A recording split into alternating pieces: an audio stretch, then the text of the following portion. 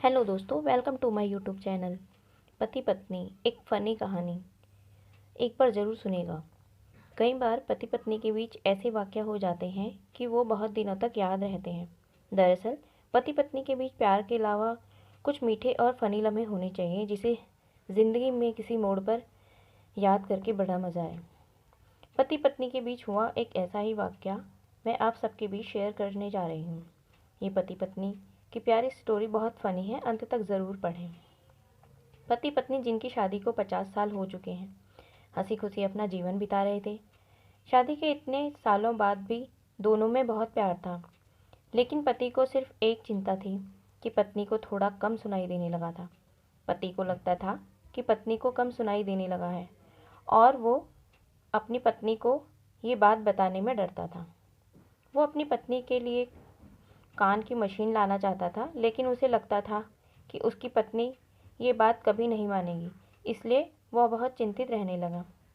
और साथ ही ये बात निश्चित करने के लिए कि उसकी पत्नी को कितना कम सुनाई देने लगा है, इसका भी पता लगाना चाहता था। और बस इसीलिए उस व्यक्ति ने अपने डॉक्टर मित्र से बात साझा की और उससे सलाह मांगी। डॉक्टर मित्र ने कहा, अपनी पत्नी से 30 फीट दूर पर जाकर जोर से पूछना और देखना जवाब देती है या नहीं। अगर जवाब दिया तो ठीक है, और अगर नहीं दिया तो 20 फीट से आवाज़ लगाना और फिर 10 फीट से।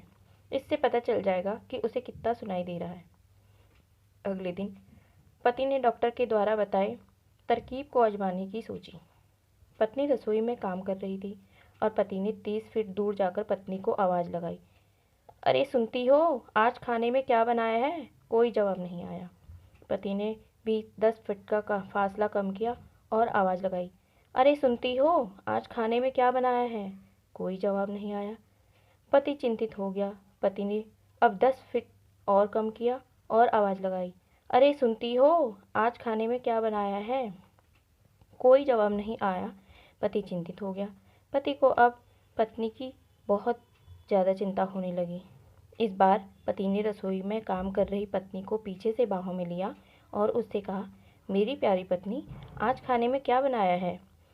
पत्नी ने पति की तरफ बेलन घुमाते हुए कहा, 3 बार चिल्ला के बोल चुकी हूँ, आलू गोभी बनाया है।